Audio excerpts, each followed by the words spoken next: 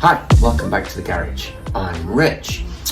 So today's job, we're going to try and synchronize or bench sync these carburettors we put together last time. So order of business today, we're going to take care of the pistons.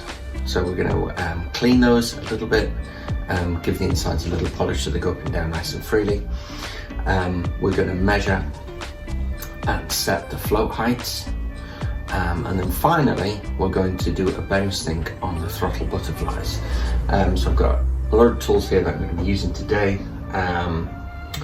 So we've got some solvent to clean the pistons.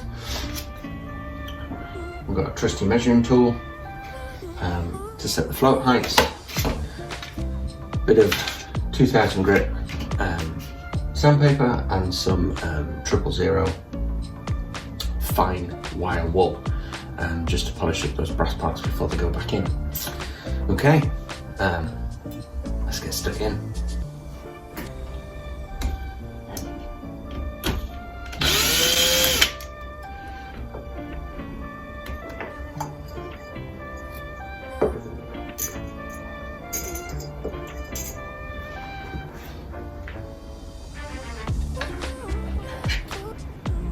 So we're going to start with number one. So there's a little bit of varnish still on the slide here. We're going to polish up the brass here, we're going to polish up the needle, and let's just take care of the inside of there.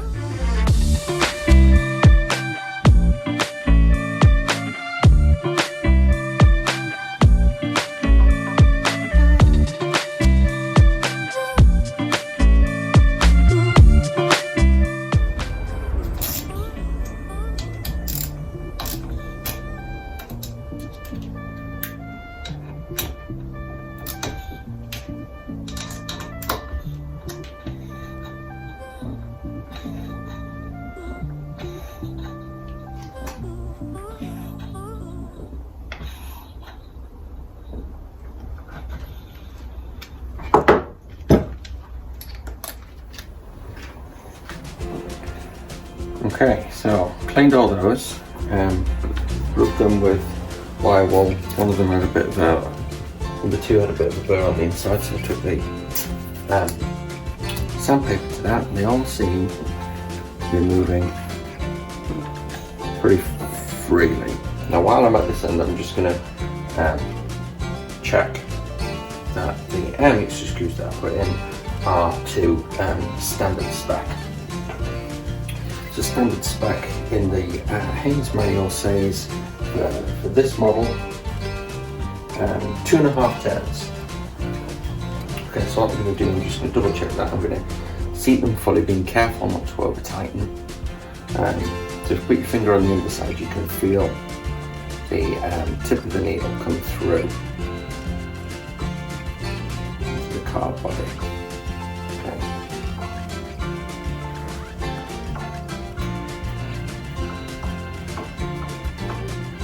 Right, so that's seated gently.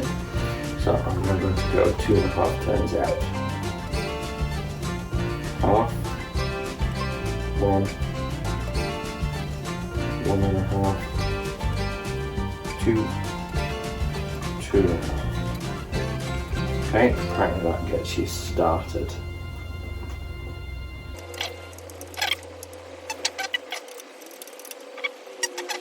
And then, good job I checked, I have not put the mixture screw in number 4.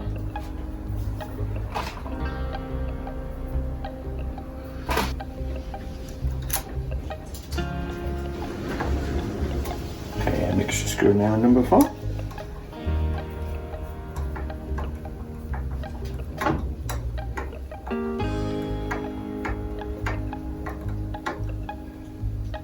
And it seats. Right. 1, 1.5, 2, 2.5. So, okay. So that's what they recommend as a good starting place. Obviously when we get it on the bike and we fire it up, I'll probably colour tune the mixture screws first before we set the timing on the idle.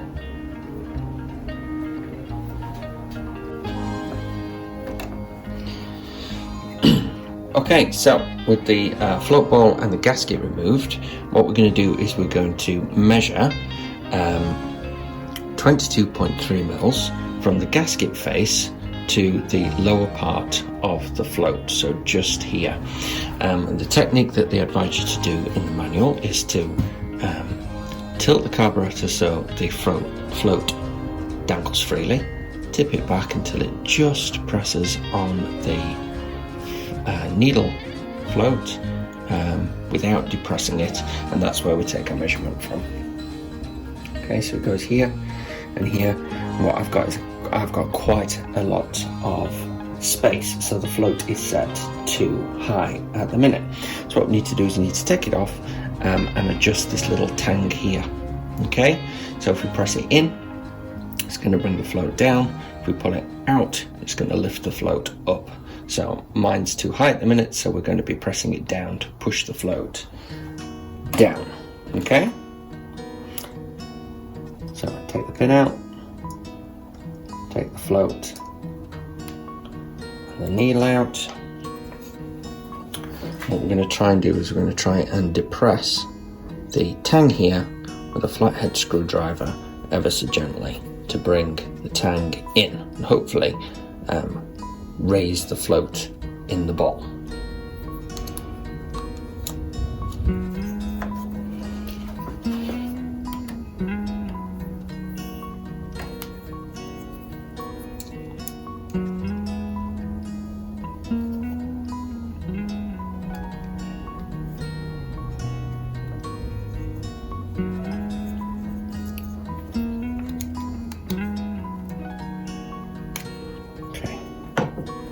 So, made our adjustment.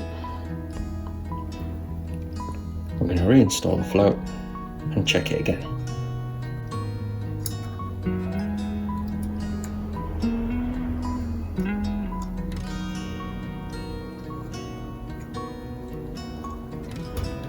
Okay, so float in, so make it loose, back till it just seats.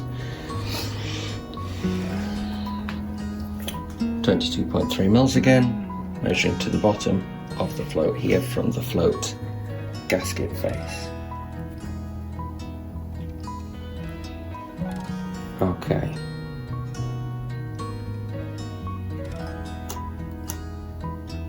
Not quite there, so we need to adjust again. Okay, and this is the process, a bit of trial and error, measure, put back, until you've got it in the right place. We're going to do that to all 4 floats. Okay, and I'll bring you back when that's done. Okay, so float height's all set. Last job for now on bench setting or bench sinking is to set the opening of the 4 throttle butterflies. So you've got a number of adjustment screws. You've got underneath here that you can't just see at the moment is the idle screw, which lifts all 4 and increases the idle of the engine or decreases the idle of the engine. So you've got that one down there, and then you've got this screw here that affects the synchronization between carburetor number 1 and number 2. You've got this one here which sets the carburetor 2, and you've got this one here which sets the difference for carburetor 4 to carburetor 3. And there's a particular sequence that we go in. So what we're going to be doing first is we will set carburetor number 3. So this is effectively the master carburetor. So this is the one that the throttle cable sits in. Okay, so when you pull the throttle, that's the one that's actuated. All the rest kind of pull along with that one. So that's the one that we're going to synchronize from. So we get this one first. We then move on to number 4 and we set the distance between carburetors 3 and 4. We then tackle carburetor 2 using this adjustment screw here, and then we move on to the difference between carburetors 1 and 2 with this screw here. Okay, fairly simple. Now the way that I'm going to do this is I use wire as a feeler gauge, just to trap between the throttle butterfly and the carburetor body. So I'm using guitar string here. So this is the bottom E string, so the thinnest string on a guitar. So that's what I shall be using. I'm going to poke it in between the carburetor and the throttle butterfly to feel the pressure as we set it.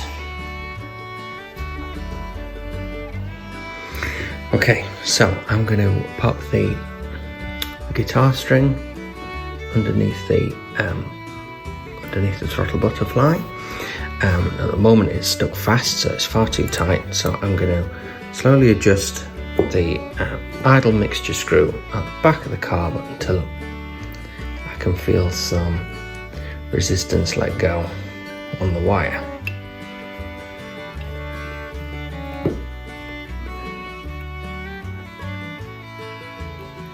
There we go. Okay, so we've got number 3 sorted. We're now going to tackle number 4, okay, using this adjustment screw here. So I'm going to place, just as before, the guitar string into the gap there.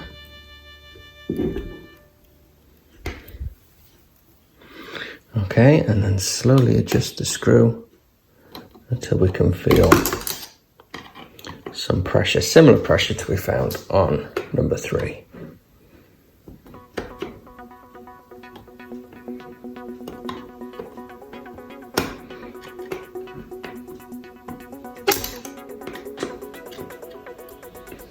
Okay, and I can feel it just starting to bite there. Okay, so 3 and 4 are now in sync. I'm going to apply the same procedure now to carburetor 2 and then carburetor 1. So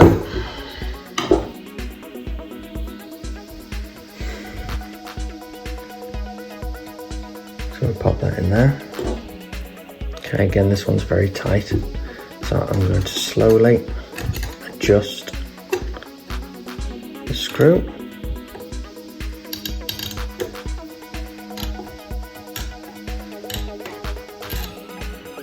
Okay, there we go. And finally onto carburetor number 1.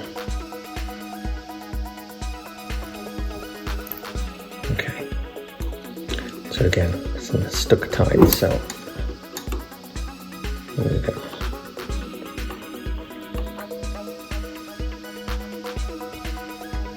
Okay, so there we go.